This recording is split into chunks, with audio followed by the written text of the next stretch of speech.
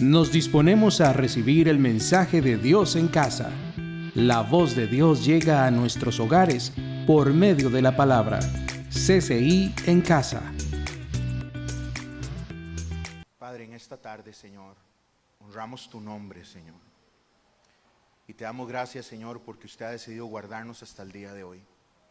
Hoy levantamos una oración por nuestro país. Oramos por las comunidades que han sido golpeadas con este temporal. Oramos por favor suyo, Señor, con bendición y provisión, Señor, para los pueblos que han sido anegados, Señor. Te damos gracias por nuestra nación, que usted la ha guardado, la ha bendecido, Señor, a lo largo de los tiempos, Señor. Y yo creo que eso es porque las generaciones previas han orado, han clamado, Señor. Hoy nosotros oramos por nuestro tiempo.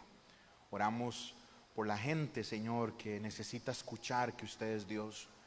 Úsanos, Señor, como canal para que el círculo de amigos, la gente que está alrededor de nosotros, te conozca, Señor. Padre, ahora ponemos esta tarde delante de ti, estos minutos que nos restan. Ponemos este tiempo, Señor, a tus pies como alabanza, en el cual nosotros nos disponemos, Señor, a bajar las revoluciones, a abrir la Escritura y escucharlo. Háblenos, Señor, háblenos. Rétenos. Padre, dame la sabiduría para compartir la palabra que usted ya me dio. Enséñame a dar esta palabra de una manera correcta, Señor. Y prepara nuestros corazones, todos los que estamos acá, Señor, para poner tu palabra por hecho, por práctica, Señor. Que no seamos oidores olvidadizos. Que seamos, Señor, oidores y hacedores de tu palabra. Entendemos, Señor, que la salvación, Señor, la confianza en ti, Señor, el crecimiento en ti, viene por lo que oímos en la palabra. Pero también sabemos, Señor, que es lo que creemos a tu palabra, no solo lo que nuestros oídos escuchan, sino lo que nuestro corazón convierte en un rema, convierte en una palabra viva. Háblanos hoy, en el nombre de Jesús. El pueblo de Dios dice amén y amén. Ahí en su bosquejo le he puesto la inmensa mayoría de los pasajes que vamos a usar esta tarde. Y luego le voy a pedir que busquemos uno conforme vayamos avanzando. El tema de esta tarde, que se nos va a convertir en noche, es dar es amar. Esta es la segunda parte de lo que empecé el sábado anterior. Recibí un consejo del equipo pastoral de nuestra iglesia en una reunión que tuvimos de hablar sobre este tema, y yo estoy atento a moverme de acuerdo a lo que el Señor siente que la iglesia necesita, especialmente una iglesia como la nuestra que va avanzando en libros de la Biblia. Todavía estamos en Hebreos capítulo 7, pasando al 8, y por el aniversario hicimos un alto. Y ahora que viene fin de año, recibí este consejo de los líderes para que estuviéramos hablando sobre la importancia de dar. Filipenses 2, versos 5 al 7 dice: haya pues en ustedes este sentir que hubo también en Cristo Jesús, el cual, siendo en forma de Dios, no estimó el ser igual a Dios como cosa a que aferrarse, sino que se despojó a sí mismo, tomando forma de siervo, hecho semejante a los hombres. ¿Cuántos dicen amén por esa palabra? Si Dios no hubiera tomado esa decisión de convertirse en el mejor regalo, vano sería lo que estamos haciendo ahorita. Para que usted me entienda, lo que hacen los judíos hoy en día no tiene sentido.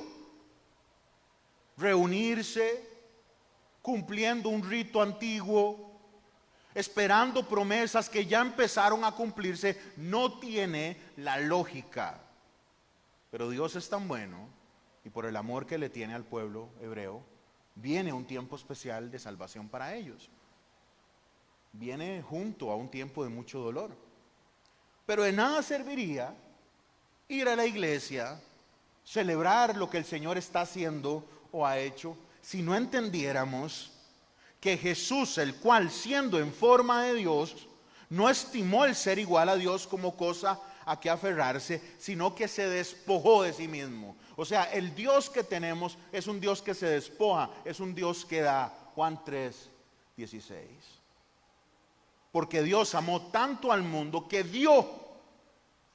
El Señor ama tanto que da.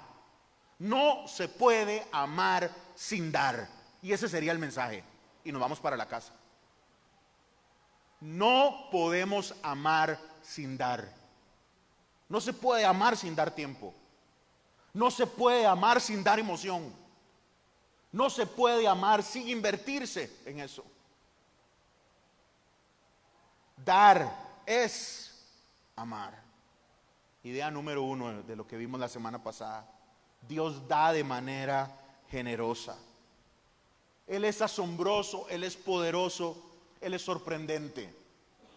Pero el simple hecho que Él se haya encarnado es la muestra de la naturaleza del Dios que tenemos. Es un Dios que está dispuesto a dar tanto que se entregó Él. Él se hizo hombre, se hizo un bebé y vino a la tierra a nacer.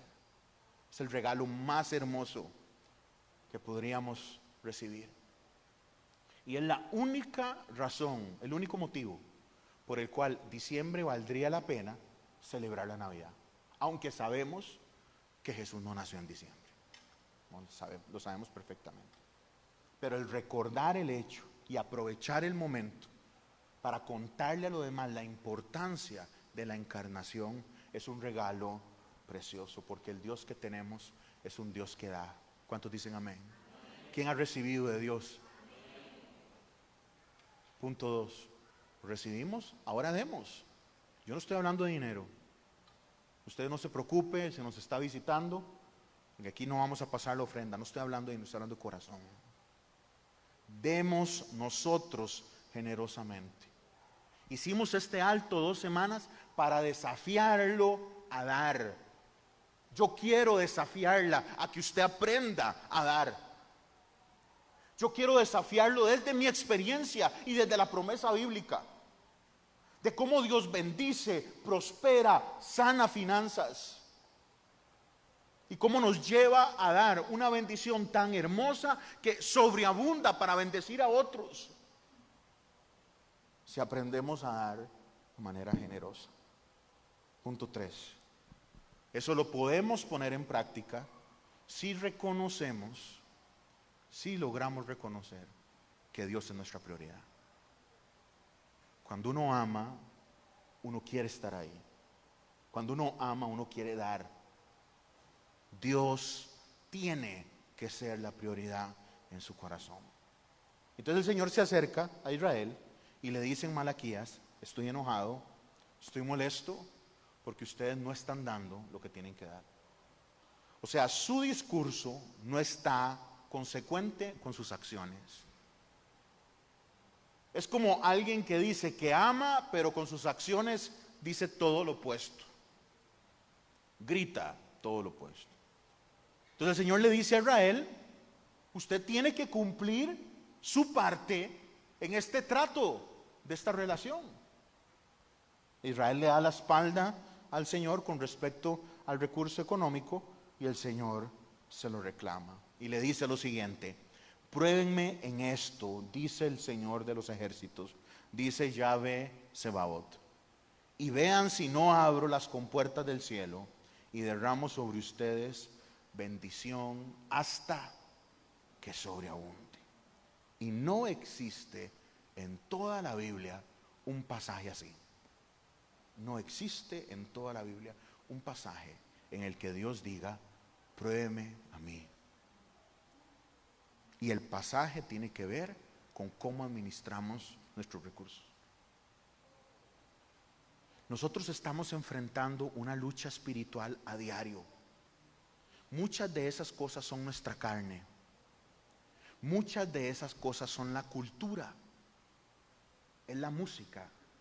Un día estos, unos estudiantes del colegio en el que estamos nosotros, estaban cantando y bailando una canción completamente absurda. Y unos profesores se acercaron diciendo: ¿qué es lo que está cantando? Algunos de esos enemigos son los que controlan la sociedad. en la que estamos. Y hay otros enemigos que son huestes espirituales, demonios. Y una de las capacidades que tienen ellos es controlar la riqueza humana. El Señor es el dueño del oro y de la plata. Él es el dueño de todo, de cada átomo, de cada segundo. Todo le pertenece a Él. Pero como todavía el reino no se ha instaurado de una manera completa, el reino está, pero no está. El reino ya vino, pero viene camino. Vivimos en esa tensión todavía, en la cual Jesucristo sigue reinando sobre toda la historia, pero todavía toda la creación, todo el universo no está postrado delante de Él. Y por eso hay abuso, por eso hay robos, por eso hay corrupción, por eso hay enfermedad y por eso hay dolor. Porque todavía no se ha instaurado el reino de manera completa, pero viene camino. ¿Cuántos están a la espera de eso? Y Cristo viene pronto. Pero mientras se instaure eso, Satanás tiene una autoridad sobre esta tierra. Jesús dice que Él es el príncipe de este mundo. Él es el principal ahorita de este mundo. ¿Por qué? Usted podría decir, Él es más fuerte que Dios. No. Lastimosamente algunos tienen una idea en el cual el diablo está peleando con Dios en un mismo nivel, en un mismo terreno. Jamás. El enemigo está vencido, ya está completamente derrotado. Está tan derrotado que usted y yo estamos sentados en lugares celestes con Cristo. Amén, hermanos. Ya estamos ahí. Ahorita estamos aquí en Alajuelita, pero Dios nos ve. Como Él no tiene limitación de tiempo, nos ve con Él en gloria. Ahí estamos. Pero mientras eso se perfeccione, el mundo sigue moviéndose en pecado. Y como el pecado existe, le damos permiso al enemigo de tomar control de ciertas áreas. Y yo le puedo asegurar a usted que el ídolo más grande, la imagen más grande que podríamos estar enfrentando hoy en día es el amor al dinero. Es la presión y la preocupación al dinero. Por eso a Dios le importa que nosotros manejemos este tema de manera correcta. Por eso Jesús le importó tanto este tema, que de todos los temas que habló, el tema que más habló fue de dinero, aunque usted no lo crea. Y yo a veces me siento mal conmigo, porque este es el tema que yo menos hablo. Porque cada vez que un pastor habla de plata, la gente piensa que estamos viendo a ver cómo manipulamos para que usted dé plata. Y entonces yo tengo que hacer esta introducción de 15 minutos para que usted sepa que yo no quiero su plata. Yo no necesito su plata. Lo que quiero es que usted entienda y aprenda un principio que está en la palabra, para que usted sea bendecido y bendecida de una manera completa. ¿Cuántos dicen amén? Yo no soy asalariado de esta iglesia. Yo no estoy hablando esto para ver cómo logro sacar dinero. Yo quiero que usted camine en libertad. Yo quiero que usted camine en gozo. Y parte de eso es encontrar la paz en las finanzas. Yo estaba endeudado hasta arriba. Tarjetas, pagando tarjetas. Saliendo del colegio me dieron una tarjeta de crédito, la repleté en meses. Mi esposa se graduó, repletamos una tarjeta, viviendo de deuda tras deuda, pagando una tras otra, enredado.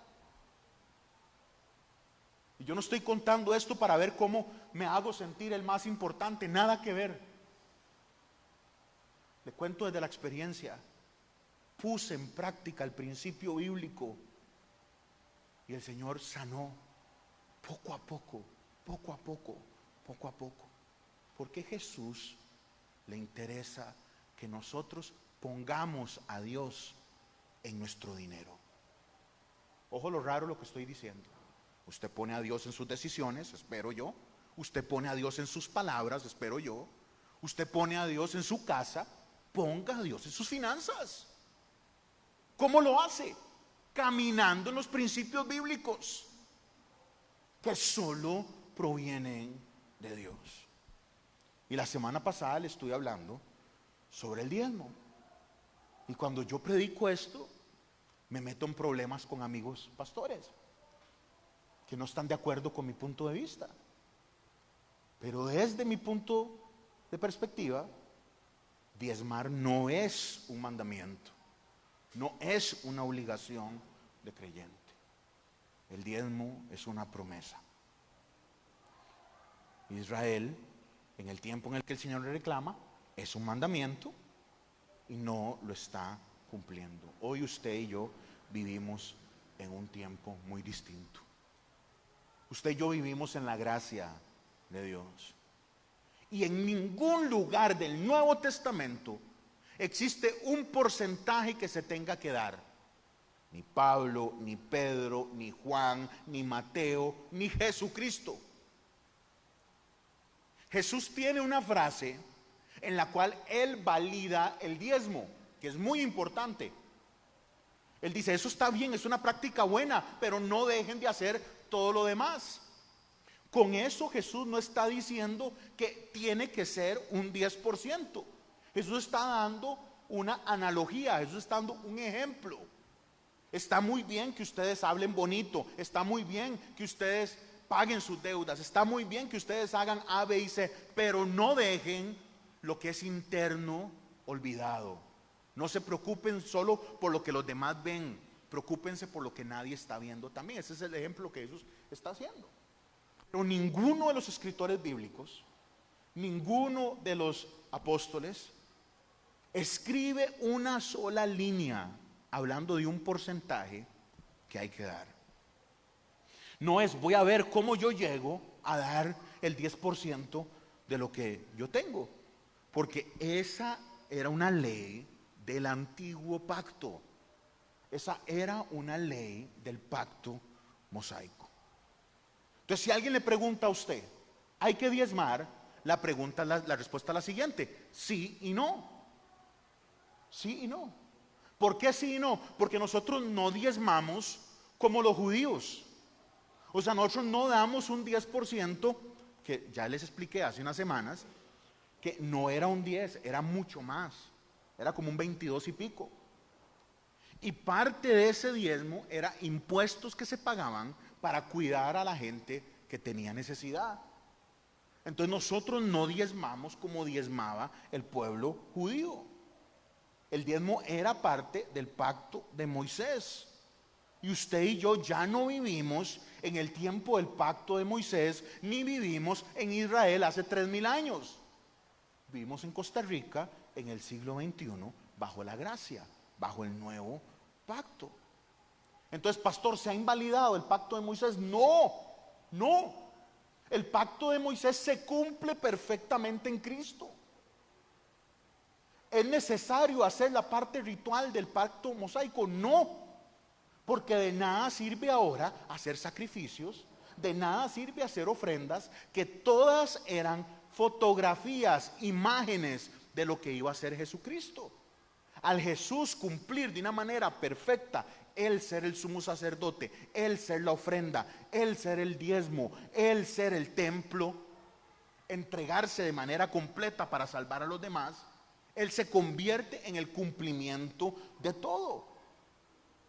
Pero hay partes del pacto que siguen vigentes porque Jesús las validó. Algunos de los 10 mandamientos, el único que no se repite es el reposo, el día de reposo. Todos los demás, de boca de Cristo, reciben un refrendo. El Señor apoyándonos. ¿Es necesario diezmar? La respuesta es sí y no. No diezmamos como los judíos, pero el que quiere entender y recibir la promesa, que yo le resumo ahí de nuevo en su bosquejo: Dios abre con puertas del cielo, derrama bendición hasta que sobreabunde, y Dios reprende al devorador. El que quiere recibir esa promesa puede diezmar. Ojo a esto: si yo diezmo, ¿Dios tiene que hacer eso? No, no, porque el Dios que tenemos es soberano. ¿Me da un amén? Él es soberano. Él hace lo que quiere. No hay nada que yo pueda hacer que obligue a Dios a hacer algo.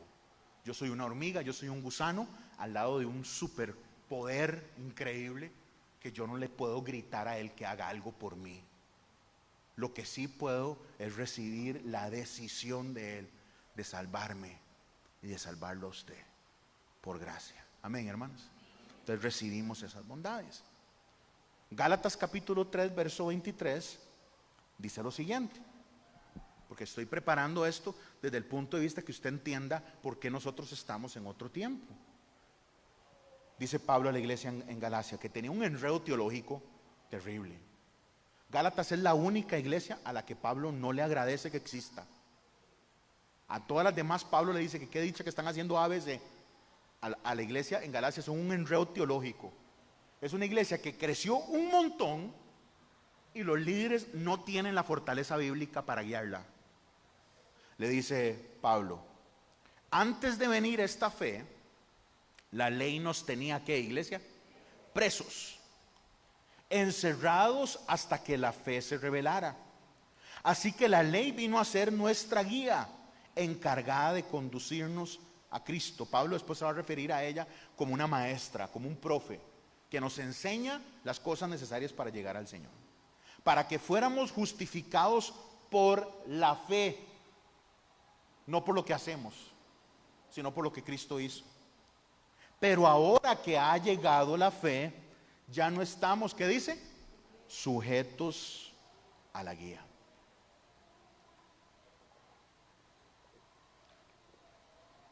La ley es mala, no en sí misma.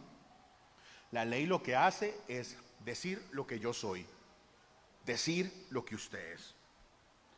La ley nos dice mentiroso, lascivo, ladrón, chismoso. Es lo que nos dice la ley. Y la ley nos dice que como somos así, merecemos morir. Entonces la ley pedía que lleváramos un corderito al templo para que muriera en nuestro lugar por nuestros pecados, una vez al año. Y entonces se lavaba el pecado de esa familia. O una vez al año, en el día del perdón, se lavaba el pecado de la nación.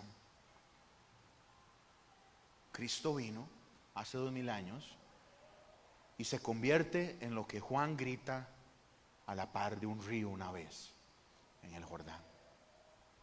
He ahí el Cordero de Dios que quita el pecado del mundo y se convierte en el pago perfecto. Ya la ley no nos permite hacer camino. Ahora el camino tiene nombre. El camino es Jesús. Por eso Jesús dice, yo soy el camino, la verdad y la vida. La ley no es mala. El tema es que la ley no nos lleva a tierra prometida. La ley no nos permite llegar a Dios. Lo que nos permite llegar a Dios es Jesús. Vea lo que dice Hebreos 8:6. Pero el servicio sacerdotal que Jesús ha recibido es superior al de ellos, así como el pacto del cual es mediador es superior al antiguo. El escritor de Hebreos dice, este pacto nuevo está por encima del anterior, es mejor. Porque el que escribe los Hebreos le está escribiendo a gente que está siendo tentada a volver al pacto viejo. Entonces él está diciendo, ¿cómo van a hacer eso? El servicio sacerdotal que Jesús ha recibido es superior al levítico, así como el pacto del cual es mediador es superior al antiguo, puesto que se basa en ¿qué, iglesia? En mejores promesas. Y vean este pasaje, el 7. Porque si ese primer pacto hubiera sido perfecto, no habría necesidad de ¿qué? De proveer un segundo pacto. Nosotros ya no vivimos bajo la ley. Nosotros vivimos en la gracia. Verso 8. Pero Dios, reprochándole sus defectos, dijo, vienen días, afirma el Señor, en que haré un nuevo pacto con Israel y con Judá. No será un pacto con el que hice con sus antepasados, como el que hice con sus antepasados, el día en que los tomé de la mano y los saqué de Egipto, ya que ellos no permanecieron, ¿qué, iglesia? Ese es el problema de la ley. Nadie la cumple. Nadie. Ninguno. Usted critica el pecado del otro porque es diferente al suyo, nada más. Entonces Dios dice a través de sus profetas, ellos no permanecieron fieles a mi pacto. El Señor le promete al pueblo bendición y le da la ley en roca, en piedra. Y Moisés bajó y no había pasado 40 días cuando ya rompieron el pacto. Ellos pensaron que Moisés se había muerto y estaban adorando una vaca de oro. Ellos no permanecieron fieles a mi pacto y yo los abandoné, dice el Señor. Este es el pacto que después de aquel tiempo haré con el pueblo de Israel, afirma el Señor. Y si usted puede subrayar eso ahí en su Biblia o en su aplicación: pondré mis leyes en su mente y las escribiré en su corazón. Yo seré su Dios y ellos serán mi pueblo. ¿Cuántos dicen amén? ¿Qué Dios es el que tenemos? El Dios que tenemos es tan bueno que dijo: no me van a poder seguir, yo me voy a ir allá a salvarlos y yo los voy a hacer míos. Yo no entiendo, no es el tema hoy, pero yo no entiendo cómo la gente no viene a la iglesia. Yo no entiendo. ¿Sabe por qué? Porque no aman. Porque no aman. Porque alguien entiende esto y dice: Él escribió en mi corazón la necesidad de buscarlo. Él puso en mí su fe, porque Él es autor y consumador de la fe. Amén. Nadie ni siquiera es dueño de su fe. Él pone la fe en nosotros. La fe sí es chiquitita, pero debe crecer. Empieza a crecer, empezamos a madurar en Él. Y dice: y yo seré su Dios y ellos serán mi pueblo. ¿Cómo no rendirse ante un Dios que hace eso? Ya no tendrá nadie que enseñar a su prójimo, tampoco dirá nadie a su hermano: conoce al Señor. Está hablando del reino venidero. Porque todos, desde el más pequeño hasta el más grande, me conocerán. Ve el 17, reciba esto: yo perdonaré sus iniquidades. La iniquidad es lo que genera el pecado. La iniquidad es el germen que genera el pecado. Son emociones, deseos, maldad nuestra que empezamos a alimentar y que luego dan a luz un pecado. La iniquidad: y nunca más me acordaré de qué, hermanos, de sus pecados. Vea esta nota editorial del autor de Hebreos, el 13. Yo les puse el pasaje, ¿sí o no?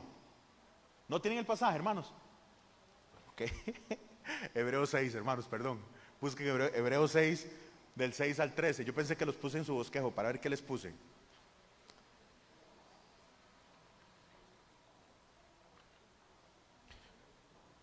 Ay, no está ahí. No está ahí. Perdonen, hermanos. Perdonen. Hebreos capítulo 6, Hebreos capítulo 8, del 6. Maco, no te lo di, ese pasaje. Sí está arriba. Ok, ahí está en pantalla. Entonces, para que no pierdan el hilo. Hebreos capítulo 8, verso 6. Y las escribiré en su corazón, yo seré su Dios y ellos serán mi pueblo. Pero lo que quiero que noten es esta paréntesis editorial del autor de Hebreos, el 13. Maco, el verso 13. Al llamar nuevo a este pacto.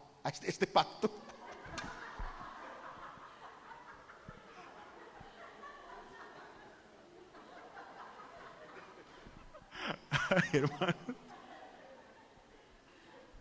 Maco, el verso 13. Al llamar nuevo a este pacto, he declarado obsoleto el anterior. Y lo que se vuelve obsoleto y envejece, ya está por desaparecer. Todo esto se lo estoy enmarcando para poder contestar por qué nosotros vemos el diezmo de manera distinta. Porque nosotros no somos judíos, porque los pastores no somos sacerdotes, porque el diezmo tenía un sentido diferente hace 3500 años. Hoy es una promesa que yo le aseguro nunca retornará vacía. Nunca. Pero no es una obligación. Estamos en la gracia, no estamos bajo la ley de Moisés. El 10% estaba vinculado al templo, al tabernáculo y a los sacerdotes. Ya no tenemos templo. Esto no es un templo, hermanos. Esto era un taller. Y cuando nosotros nos vayamos de aquí, no sé qué va a haber aquí.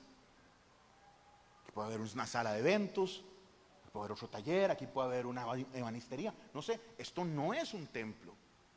Ni la iglesia más bonita de Costa Rica es un templo tampoco. No sé cuál es la más bonita para usted, la basílica, la de Coronado, no sé, cualquiera que le guste. Ninguna de esas es un templo. O la iglesia más chusa del mundo, la Catedral de Milán, o la gran basílica en el Vaticano. Nada que ver, nada de eso es templo. Usted podrá decir que en el pueblo católico hay sacerdotes. Ninguno de ellos es sacerdote. Ellos podrán decir que son sacerdotes, pero sacerdotes como hubo hace 3500 años con Moisés, ya no hay. Porque ahora todo el pueblo tiene un llamado a vivir como sacerdote. Todo el pueblo tiene un llamado a vivir de manera profética. Vivimos un tiempo diferente. La iglesia no es este edificio. La iglesia somos nosotros. Dios está en medio de su pueblo, porque Dios está en mí y en usted. Amén, hermano. ¿Entendemos esto? Entonces ya no hay que ir a diezmar a una gente que necesitaba comer. Y algunos de ustedes vienen de iglesias donde el pastor decía: los diezmos son míos, porque agarraban mal el pasaje, porque entendían mal. Y como él está haciendo el trabajo del culto, él cree que él es un levita, y no es así. Entonces los diezmos son míos, y entonces nada que ver. Entonces eso quedó manchado para nosotros los que somos pastores, porque la gente cree que los diezmos yo me los dejo. Nada que ver, nada que ver. No sé cómo funcionan las otras iglesias, pero les repito, no estamos bajo la ley de Moisés, en el cual había una tarea de sostenimiento de los levitas, de los sacerdotes, de los aceites que había que hacer, de los inciensos que había que hacer, de todo el culto que había que mantener, y además otros impuestos que bendecían a las gentes que no tenían ayuda. Hoy nosotros pagamos impuestos y el gobierno cubre eso. Entonces no diezmamos como diezmaron en el Antiguo Testamento. Entonces ahí un pastor se levanta y dice: Abraham diezmó. Claro, Abraham le diezmó a Melquisedec, pero eso fue una vez. Una vez yo estaba en tema de pastores, en un encuentro de pastores, y habíamos un montón, y están va de hablar, nos dividen en grupos y somos como 50, y ya está hablando, y yo me quedo callado porque he aprendido de mi esposa a que es mejor quédese callado, ¿verdad? Porque si no, empiezan, y hablaban, y ya eran 2 horas, y entonces llegó un momento en el que ya levanté la mano, y le digo al hombre que es súper influyente, le digo: brother, pero eso lo hizo una vez Abraham, cuando venía de la guerra con los 6 reyes. No hay registro bíblico que Abraham le mandó diezmos a Melquisedec toda su vida. Y si usted me va a sacar a mí a Jacob, Jacob promete dar los diezmos de una oración horrible que hace en Betel. Si usted me da lo que yo quiero, yo le voy a diezmar. El que diezma sí está equivocado. Si alguien cree que le va a dar a Dios y que le da a Dios para que le devuelve, no sabe quién es Dios ni no sabe quién es Él. Y nunca nos damos cuenta si verdaderamente Jacob diezmó eso. Lo que hay es una oración. Luego, cuando viene Moisés, sí vemos de que ya esto está en la ley y el pueblo tiene que hacerlo, a tal punto que Dios le reclama en Malaquías que no lo está haciendo. Pero llegamos al nuevo pacto y no hay ninguna referencia bíblica para darlo de esa manera. Entonces, ¿cómo vamos? La segunda columna de su hoja es lo que nos vamos a enfocar. ¿Qué nos enseña el Nuevo Testamento? El Nuevo Testamento nos enseña a dar sacrificialmente. Es más rudo que dar el 10%. Segunda de Corintios capítulo 8 y 9 nos habla de esto. Y yo no voy a poder leerle eso porque se me va la celebración con esos 2 pasajes. No es cómo yo logro dar el 10%, no es de hablar de porcentajes. En el Nuevo Testamento lo que se habla es de dar sacrificialmente. Dígalo conmigo: dar sacrificialmente. Vamos a decirlo de nuevo: dar sacrificialmente. No es un porcentaje, es dar de manera sacrificial. Es para que aprendamos el principio que bendice. Aprenda el principio bíblico que le permite cosechar en sus finanzas. Aprenda el principio bíblico que le ayuda a sanar sus finanzas. ¿Verdad que Dios es vida, hermanos? Él es vida. Donde Él está hay vida. ¿Por qué usted sigue viviendo con sus finanzas alejado de Dios? ¿Por qué? Si Dios donde Él está genera vida, ¿por qué no incluye a Dios en sus finanzas? ¿Por qué no incluye a Dios en la forma en la que da? Porque nosotros damos, porque el Señor es dador, porque Él dio y dio a su Hijo y dio hasta sacrificarse. Dios se convierte en el ejemplo de que hay que dar sacrificialmente. Y aquí es donde un pastor agarra esto, y lo tuerce y lo manda uno para la casa a pata, porque dio todo. Ahora hay que dar sacrificialmente, entonces no se deje nada. Dios va a proveer. No. Está hablando de un concepto que habla de una postura del corazón. Reciba de Dios y aprenda de Dios. Reciba y experimente la mayor bendición de Dios, que es la salvación. A Dios entregándose, a Dios dándose. Yo a veces me molesta cómo oramos, porque hay gente que ora y ora pidiéndole a Dios que haga y nunca agradece lo que Dios ya ha hecho, que es enorme. Reciba y experimente lo que Dios está haciendo y lo que hizo, y su vida va a cambiar. Y como su vida cambia, usted entiende que ahora usted ha sido trasladado de oscuridad a luz, que ahora usted es hijo de Dios, es parte de la familia de Dios. Entonces su forma de pensar es diferente, porque ahora hasta su genética es diferente.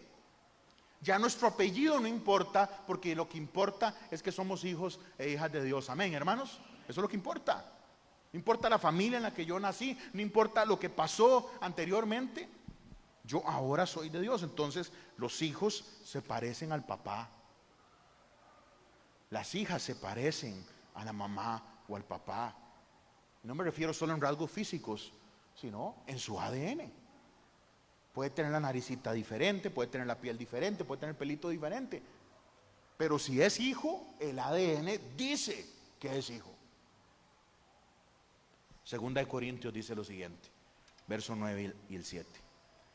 Cada uno debe dar según lo que haya decidido en su corazón, no de mala gana ni por obligación, porque Dios ama al que da con alegría. La traducción lenguaje actual dice: cada uno debe dar según crea que debe hacerlo. No tenemos que dar con tristeza ni por obligación. Y nos da esta frase: Dios ama al que da con alegría. Punto 1. ¿Cómo damos? El Nuevo Testamento nos enseña a dar de manera sacrificial. Punto 2. Dios no se alegra con los que dan mal. La única forma en la que se da bien es dando alegremente, con gozo. Si es una carga ofrendar, si usted le pesa diezmar, no diezme. No diezme. No ofrende. No dé nada, déjese eso. Y viva su vida con sus reglas. Dios no necesita dinero. Él es dueño del mundo y del universo entero. Yo no quiero ofrendas ni diezmos en esta casa que vengan de amargados, enojones, chichosos. No queremos un colón que se dé en tristeza o en resentimiento o en una transacción para ver si yo doy esto, Dios me va a devolver esta X cantidad. Se ofrenda alegremente. Si va a diezmar, se diezma alegremente, no en cólera, no en malagradecimiento, no enojona, no amargada, no amargado. Vea la frase que le pongo ahí en su bosquejo. Madurar espiritualmente es entender que el mandamiento es bueno.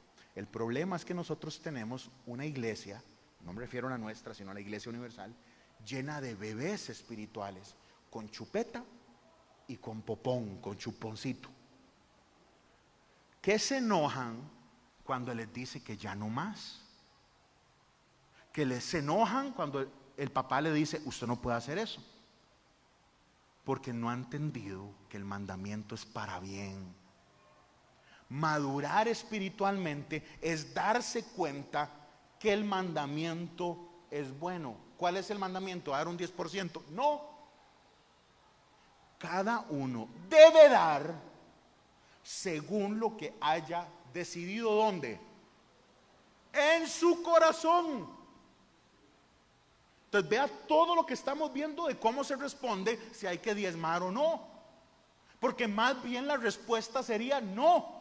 No hay que diezmar, hay que dar mucho más hasta que duela, hasta que sea sacrificial. Por lo menos diezme. Por lo menos diezme. Por lo menos diezme. Dios no se alegra con los que dan mal. Llévese esta frase en su corazón y que la esté rumiando esta semana. Madurar espiritualmente es darme cuenta que lo que Dios me está pidiendo es bueno. Yo les he contado a mis hijos en algún momento chiquitillos diciéndome, deme la llave del carro, papi, para mover el carro. Imposible, no van a manejar, se van a matar y van a matar a alguien. No pueden hacerlo. Pero un niño no tiene la percepción de las consecuencias de un acto. Lo mismo espiritualmente. Un bebé espiritual no se da cuenta que lo que el papá le está diciendo es para su bien. ¿Cuántas decisiones han quebrado su economía? Compras estúpidas, enredos con mujeres, enredos con drogas. Vuelva a ver su vida. ¿Qué cosas fue lo que han drenado su economía? Son todas decisiones alejadas de Dios. Todas. Madurar espiritualmente es darme cuenta, si Dios me está pidiendo esto es porque Él me ama y lo que tiene para mí es bueno. Amén. El mandamiento de Dios es bueno, porque es una cerca en la que Dios me quiere. Es una cerca en la que Él me quiere cuidar. El adolescente cree que la cerca es, uy, no me puedo brincar allá porque se ve más divertido allá. Yo quiero estar mejor allá. Entonces quiere escaparse de los límites que pone el papá o la mamá, porque ve más divertido allá, porque es un niño todavía. El problema es que tenemos niños de 40, 50 años que ven mejor lo del mundo a lo que Dios dice. Madurar espiritualmente, crecer espiritualmente, que no significa los años que usted está en la iglesia. Usted puede tener 30 años en la iglesia y ser un bebé de chupeta. Madurar espiritualmente es entender que el mandamiento es bueno. ¿Cómo se da? Alegremente. Entonces llegó el dinero, yo le doy a Dios. Jonathan Edwards fue un pastor, filósofo, una de las mentes más brillantes que ha dado todo este hemisferio en toda su historia. Pastor reformado estadounidense, 1710 a 1770. Él decía lo siguiente: al que le cuesta dar es una cuestión del corazón, porque cuando va a dar no quiere cargar. Eso es lo que decía Jonathan Edwards. Cuando usted va a dar no quiere cargar. Y Gálatas nos dice que nosotros tenemos que llevar las cargas de otros, aprender a cargar las cosas nosotros. Eso significa que para yo vivir cristianamente tengo que cargarme con los demás, en una sociedad que lo que quiere más bien es descargarse.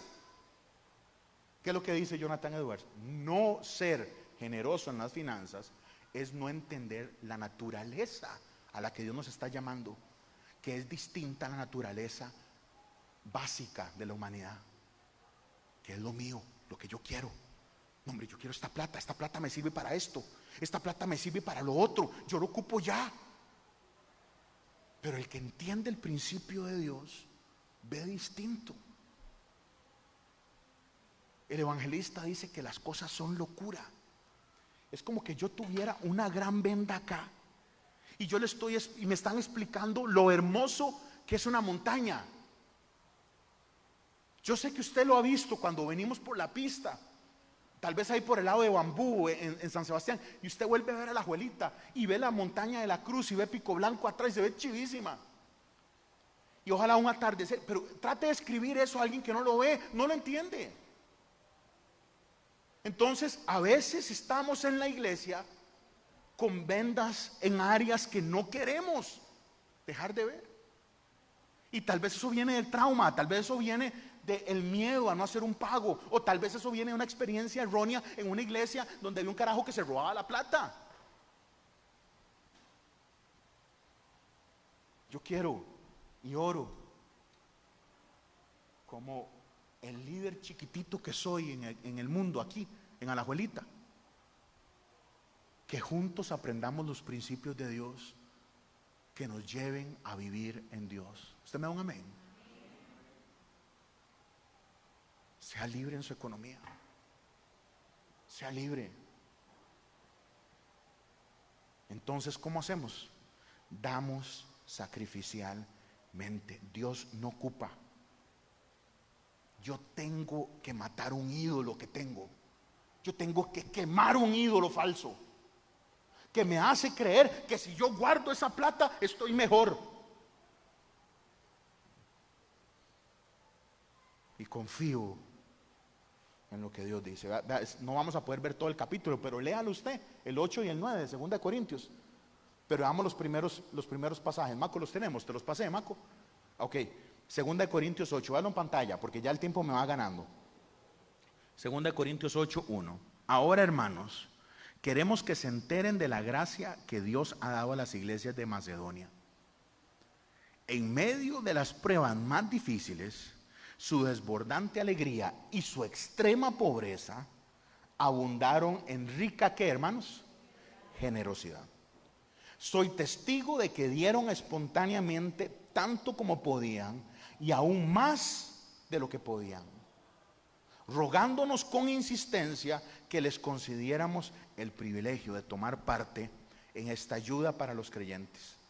Incluso hicieron más de lo que esperábamos, pues se entregaron a sí mismos, primeramente al Señor y después a nosotros, conforme a la voluntad de Dios. Y si usted sigue leyendo, Pablo está haciendo una analogía increíble con esta iglesia que ya recibió una corrección de él. Posiblemente nosotros solo tuvimos una carta, Pablo seguro envió varias a los Gálatas. Pero la iglesia recibe la corrección y responde en generosidad abundante. Y Pablo va a llegar a comparar cómo la iglesia da a cómo Jesús entregó. Dieron espontáneamente tanto como podían y aún más de lo que podían. Entonces la gente me pregunta, pastor, entonces ¿cuánto doy? Yo no sé. Yo no sé cuánto va a dar. ¿Por qué? Porque yo no sé cuánto usted hace. Pero ¿cuánto más o menos? ¿Cómo puedo empezar? Yo no sé, hermano. Para hoy alguien dar 1,000 colones aquí fue todo. Fue todo, porque no hay nada en la casa. Pero para otro 1,000 colones no es nada, porque ahora cuando sale va a ir a comerse algo y eso se lo gasta en un fresco. Entonces, ¿cómo es el tema de los montos? ¿Qué doy? Yo no sé, ni me pregunte a mí. Yo no sé contestar eso.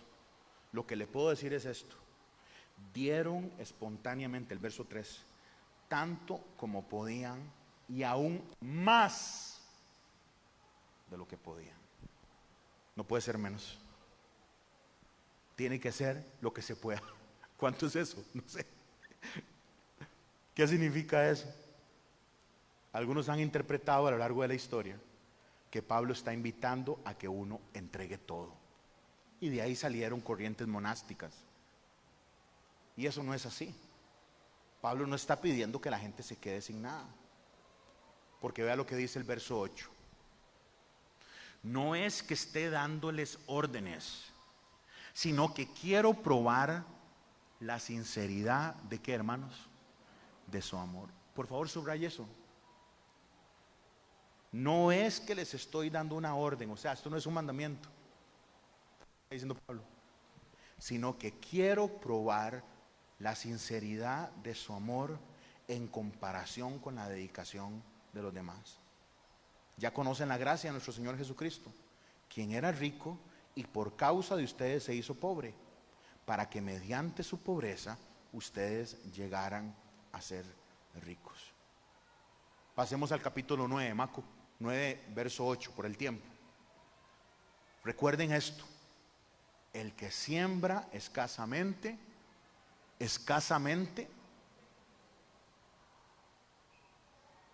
el que siembra escasamente cosechará. Ahí está en pantalla, perfecto. Y el que siembra en abundancia cosechará. Esto es una ley. Si usted siembra 5 semillas, van a salir 5 matitas. Si usted siembra 100, van a salir 100. Entonces la gente agarra este concepto y entonces empiezan a sacarle plata a la gente. No es eso. Esto es una cuestión suya con Dios. Cada uno debe dar según lo que haya decidido en su corazón, no de mala gana ni por obligación, porque Dios ama al que da con alegría. Y Dios puede hacer que toda gracia abunde para ustedes, de manera que siempre, en toda circunstancia, aquí está la promesa, hermanos, tengan todo lo necesario y toda buena obra abunde en ustedes. Brinquemos al 10. El que le suple semilla al que siembra, también le suplirá pan al que coma. Aumentará los cultivos y hará que ustedes produzcan una abundante cosecha de justicia. Ustedes serán enriquecidos en todo sentido, para que en toda ocasión puedan ser generosos y para que por medio de nosotros la generosidad de ustedes resulte en acciones de gracias a Dios. ¿Cuántos dicen amén, hermanos? De sacrificialmente. Y segundo, de alegremente. Y en la última idea que le estoy compartiendo esta tarde es: esto no es una orden. Esto no es una orden. Esto es para el que quiera. Eso es para el que quiera. La escritura dice que el justo ve al rico prosperar y se pone celoso porque prospera y ve que se hace plata, pero así como hace, se va a perder. Yo no sé cómo ha caminado usted su vida en el tema del dar económicamente a Dios, pero yo cierro este mensaje con esto, la palabra de Pablo: no les estoy dando una orden. Verso 8: no es que esté dándoles órdenes, pero reciba esto en su corazón y en su mente, sino que quiero probar la sinceridad de su amor. El amor se prueba. El amor se muestra. El amor se experimenta, se vive. Y no es posible que digamos amar a Dios y no le demos a Dios. No es posible. Es incompatible que alguien diga que ama a Dios y no le dé su tiempo, no le dé su corazón, no le dé las ganas de conocerlo más en la palabra y no le dé de sus recursos, sin importar cantidades. Yo le pido a la alabanza que pase al frente y me acompañe. Vamos a cantar la última que cantó don Marco. Cristo, yo te amo. Ajá.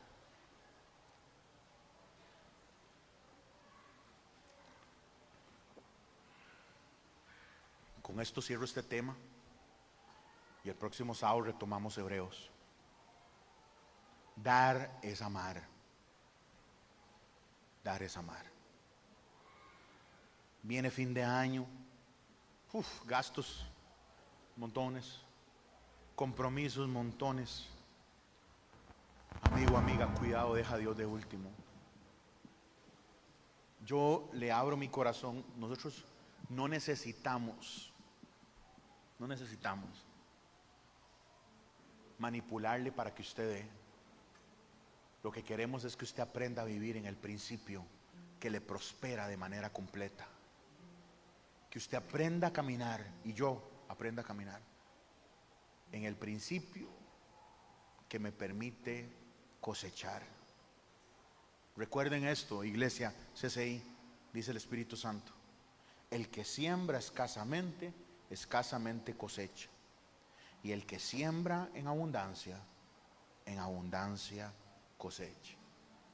Cada uno dele a Dios según lo que haya decidido en su corazón, no de mala gana, no por obligación, porque Dios ama al que da con alegría. Y mi última frase es el punto 4. Esto no es una orden. Esto no es un tema central para salvación. Esto es una promesa para el que quiere caminar en las finanzas en Dios. No les estoy dando una orden, dice Pablo, verso 8, sino que quiero probar la sinceridad de su amor. No se puede amar sin dar. No se puede amar. No se puede amar de pura labia. Hay gente que solo puede decir que ama, pero no sabe demostrar que ama. ¿De qué sirve eso? ¿De qué sirve decir que amamos si no amamos? Y yo no estoy hablando de plata, estoy hablando de corazón. Estoy hablando de corazón. ¿De qué sirve decirle a Dios, yo te amo? Pero cualquier cosa le gana. Por eso Jesús dice, no se puede adorar a dos dioses. No se puede adorar a Mamón y no se puede adorar a Yahvé. No se puede. Porque la gente cuando recibe su salario tiene un examen. Y ese examen es ver a quién adora. A su Dios proveedor, Yahvé, Jireh, o a su Dios dinero, que lo necesita para A, B, C, un montón de cosas buenas y otras no tan buenas. Hermano, permita que el poder de Dios brille en sus finanzas. Permita que la gloria de Jehová se mueva en su economía. ¿Cómo se hace eso? Caminando en la verdad bíblica. ¿Cómo se vive el perdón de Dios? Caminando en la verdad del perdón de Dios que nos enseña la palabra. ¿Cómo aprendemos a alabar? Entendiendo que alabar no es cantar, entendiendo que alabar es una actitud del corazón, lo que nos enseña la palabra. ¿Cómo caminamos en finanzas sanas en el Señor? Hermanos, yo sé que es muy importante hacer un presupuesto, sé que es muy importante que usted aprenda a utilizar recursos financieros para ver cómo usted se apalanca y cómo se ayuda. Eso está genial, pero el creyente sabe que tiene a Dios Todopoderoso para ayudarlo en sus finanzas. Meta a Dios ahí y aprenda a dar sacrificialmente. Eso solo usted sabe cuánto es. Eso no es jugarse la leche de los chiquitos, no es jugarse el alquiler, nada que ver. Eso es entregarle a Dios después de conversar con Él. Y además, dé alegremente. Y le repito, esto no es una orden. Vamos a cantarle al Señor que lo amamos. Pero mi amigo, acompañe esas palabras con una actitud del corazón.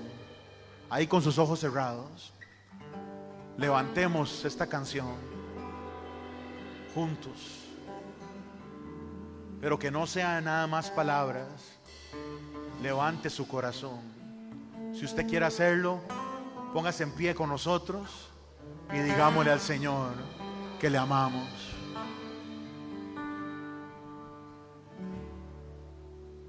Cristo, yo te amo.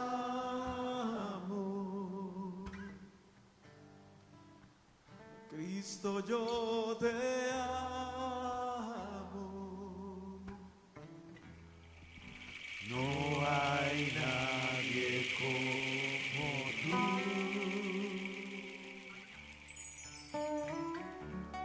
Jesús.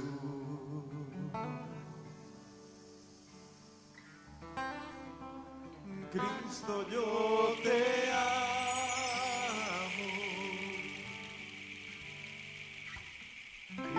Cristo, yo te amo. No hay nadie como tú. Jesús.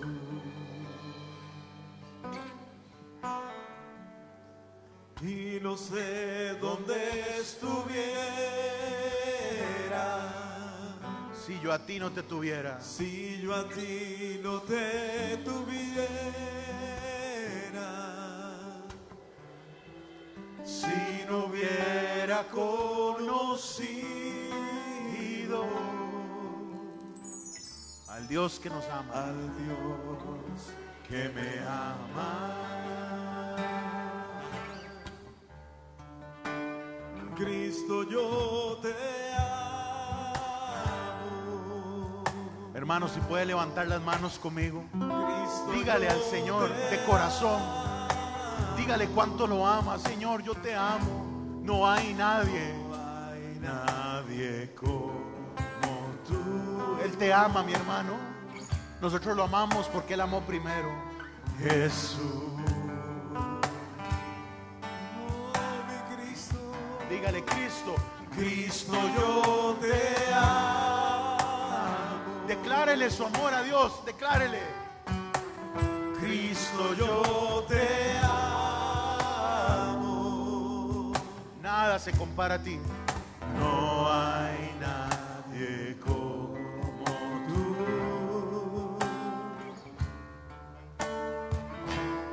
Jesús.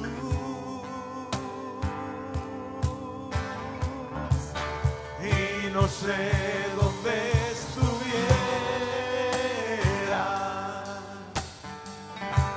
si yo a ti no te tuviera, si no hubiera conocido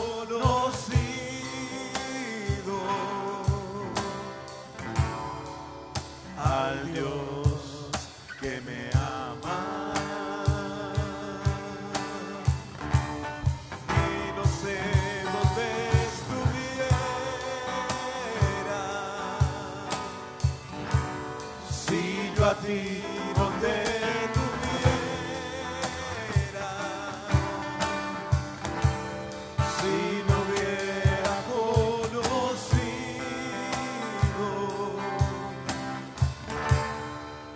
al Dios que me ama. Y ahí con sus manos levantadas, rindamos nuestro hogar, rinda su familia, su economía. Hermanos, todos nos hemos equivocado. Todos los que estamos en esta casa hoy somos pecadores. Todos, absolutamente todos. Pero dígale al Señor que usted hoy quiere creer en la promesa, que usted quiere entregar sus finanzas a Él y que quiere caminar en la bendición que solo Él da. Que usted escucha el mensaje y lo cree y lo va a poner por hecho. Padre, hoy nos rendimos como familia, como iglesia, pero también cada uno de nuestros hogares, y ponemos la economía de cada familia delante de ti. Hermano, si usted puede agarrar sus manos y extenderlas así, extiéndalas delante de suyo, así. Padre, que mis manos, Señor, sean tierra fértil, Padre. Yo recibo de ti la salvación, la bendición que no hay dinero que podría pagarlo, que pudiera comprarlo, Señor. No existe, Señor. Recibo de usted perdón, gracia, bendición, y recibo de usted, Señor, paternidad. Yo soy un hijo suyo. Diga: yo soy un hijo suyo, yo soy una hija suya, yo te pertenezco, Señor. Sana mis finanzas, perdona mi pecado del pasado, perdona mis errores, perdona tal vez compras compulsivas, situaciones que me metieron en enredos. Padre, perdóname, ayúdame, Señor. Ayúdame a partir de hoy moverme en tu plan, Señor. Moverme en su promesa. Bendice mis manos. Ore por sus manos ahí. Diga: Señor, bendice mis manos. Bendice el fruto de mis manos, Señor. Yo te pido, Señor, por trabajo, por provisión para mi casa, para mis hijos, Señor, para mi familia, Señor. Yo oro, Señor, para que usted sane mis finanzas. Perdóname, Señor, si he dicho que amo, pero eso no ha ido acompañado de un hecho de creer, Señor, que con la economía también te tengo que adorar. Yo recibo el reto que nos hace Pablo, inspirado por el Espíritu Santo, Señor. Yo recibo hoy la palabra de dar, Señor, y confío que la promesa suya se cumple, Señor. El que siembra cosecha, y yo quiero sembrar en ti. He sembrado en mi orgullo, he sembrado en mi pecado y he cosechado orgullo y pecado. He sembrado en desobediencia y he cosechado desobediencia. He sembrado, Señor, en pecado, alejándome de ti, Señor, y he cosechado ese alejamiento. Yo hoy decido sembrar en ti. Y mi mente, mi corazón, Señor, se alinea con la palabra. Y pongo esta palabra por hecho. Que esta palabra sea un rema en mi vida, Señor. Que yo pueda ser un sembrador en ti. Que yo pueda ser una sembradora en ti, Señor. Quiero plantar y cosechar en ti. Porque usted es vida, porque usted es provisión, porque usted es salud, porque usted es amor, gracia y perdón. Perdóname, Señor, porque he plantado, he segado en otros campos, Señor, y he cosechado, Señor, esa tormenta, he cosechado ese dolor, Señor. Pero yo hoy hago un alto, dígalo con su boca, yo hoy hago un alto y creo en tu palabra y decido sembrar en ti, Señor. Porque el que siembra generosamente en ti, sin hablar de cantidades, el que siembra con lo que tiene, Señor, con la generosidad que puede en ese momento, cosechará, Señor. Yo te doy gracias, Señor, porque su palabra nunca retorna vacía. Y yo decido creer, diga conmigo, yo decido creer a tu palabra. Y creo en la escritura. Y yo hoy confío en tu promesa y creo, Señor, que sembrando en ti cosecharé en ti. Gracias, Dios. Digámosle: Cristo, yo te amo. Cristo, yo te amo. Dígale, hermano. Cristo, yo te amo. No hay nadie como tú. Usted me salva de mi pecado. Usted me salva de mi enredo, Señor. Sana deudas, sana situaciones legales, Señor. Acomoda, Señor, cosas que yo no puedo solucionar. Cristo, yo te amo. Levante la voz, iglesia. Cristo, yo te amo. No hay nadie. No hay nadie como tú, Jesús. Y no sé dónde estuviera. Y no sé dónde estuviera. Gracias, Señor. Si yo Usted ha salvado nuestras vidas. Usted nos ha sostenido, Señor, aunque no lo merecemos. Y sabemos que lo que viene es bueno, es agradable, Señor, es perdurable, Señor. Yo lo creo. al Dios que me ama. Y no sé dónde estuviera. Y no sé dónde estuviera.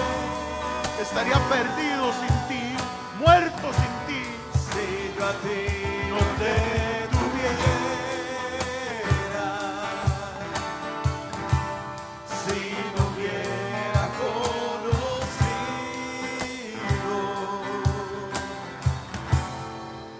al Dios que me ama, Al Dios que me ama. al Dios que me ama. Al Dios que me ama. Al Dios que me ama. Gracias, Dios, por un amor tan increíble, probado entregándose por nosotros hasta morir. Enséñanos a ser dadores. Padre, yo envío a este pueblo en paz. Oro, Señor, para que la provisión suya, la bendición suya esté alrededor de nosotros en todo momento. Oro para que usted prospere nuestras vidas de una manera completa. Prospéranos en gracia, en amor, en trabajo, en oportunidad y también con nuestra economía. Bendice cada hogar, bendice cada hija y cada hijo. Llévanos con bien a nuestros hogares y que podamos, Señor, ser portadores de la verdad.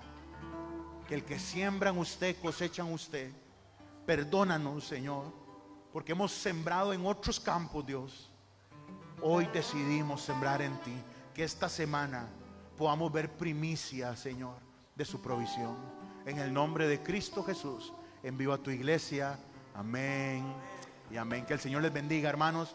Aproveche para abrazar al que tiene ahí cerca. Muchas bendiciones.